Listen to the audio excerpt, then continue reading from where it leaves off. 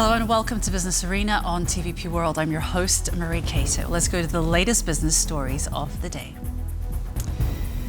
Over the past few months, Polish state-owned companies have been undergoing audits and controls which come on the back of 8 years of governance during the reign of the former government. On Wednesday, Polish Minister of State Assets Jakub Jaworowski summed up the audits and said that the situation is worse than expected.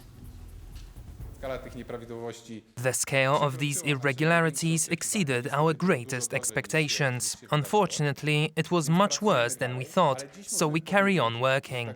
But today we can say that the main part of the audits has been concluded. The prosecutors are looking into 5 suspects. Today we know that the losses caused by these irregularities amount to about 12 billion złotych.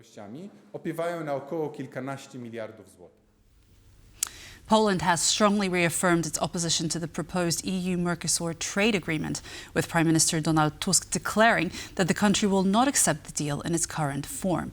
This stance highlights growing concerns among European farmers over the potential impact of the agreement on local agriculture. According to some farmers, meat like this could flood European markets if the Mercosur agreement comes into effect, a prospect that has prompted Poland to take a strong stand on the matter. Poland will not accept this deal in its current form. We're not alone in this because many member states share our sentiments on adopting the free trade deal with Mercosur in its present form.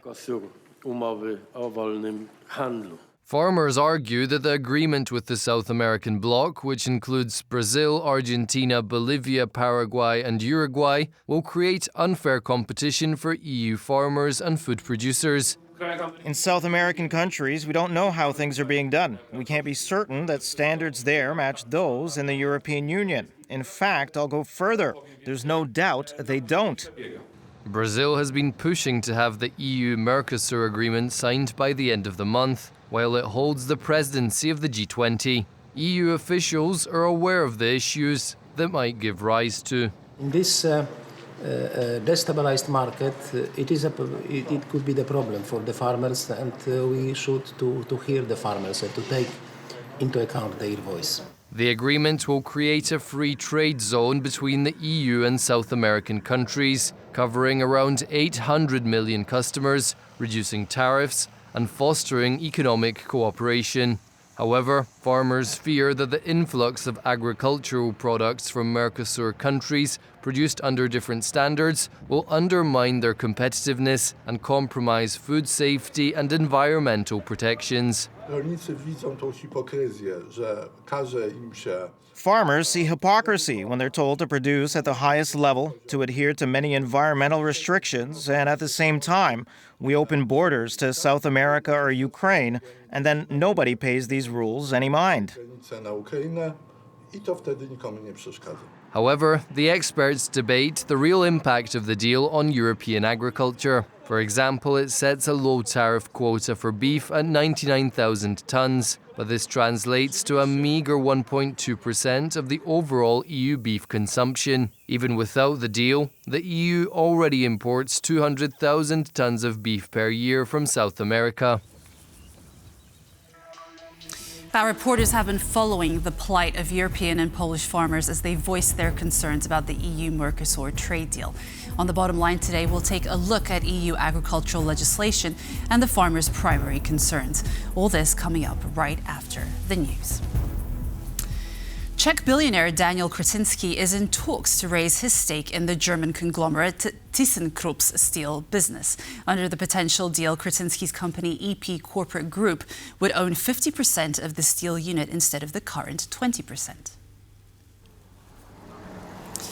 The potential deal is a consequence of the German company's problems.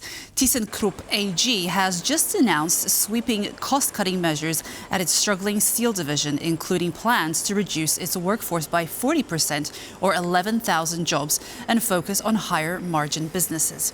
The cuts also include plans to shut down 2 blast furnaces, adding to Germany's deepening industrial downturn, which has seen layoffs from major companies like Ford and Volkswagen. Thyssenkrupp shares rose 2.2% following the announcement, but remained down 39% this year. The deal can only go through if it secures approval from the company's influential labor unions and the Alfred Krupp von Bollen und Halbach Foundation, its largest shareholder. Czech-based arms company CSG has received approval to acquire a major U.S. ammunition manufacturer. The deal, which sparked some initial controversy in the U.S., is set to be finalized this week, boosting CSG's global presence. This is Michal Strnad, the owner of Czechoslovak Group, a holding company that oversees more than 100 firms, primarily focused on military supplies. According to CSG's official website, Strnad's main focus is on new acquisitions and business expansion projects, and this week he is poised to finalize the most significant deal yet, the $2.25 billion purchase of US-based ammunition manufacturer, the Kinetic Group. The agreement followed a shareholder vote at the Kinetic Group's owner Vista Outdoor, where nearly 98% of votes cast supported the transaction, a decision welcomed by the company's chairman. The CSG transaction maximizes value for our stockholders while also providing an ideal home for our leading ammunition brands and significant opportunities for our employees. The deal offers CSG an opportunity to diversify its portfolio, currently heavily reliant on government contracts. Through the acquisition of Kinetic-owned Remington brand, CSG plans to expand to civilian and law enforcement markets. To finalize the purchase, CSG obtained a security clearance from the US government, despite initial controversy over ties to pro-Russian former Czech President Miloš Zeman, a strong lobbyist of the company. Founded nearly 3 decades ago, CSG has seen major growth over the past few years, driven by the ongoing demand from the war in Ukraine. In the third quarter alone, the company's revenues surged by 130% year-on-year, reaching approximately €2.5 billion. And that's all for our business news updates today. For more business stories, check out tvpworld.com.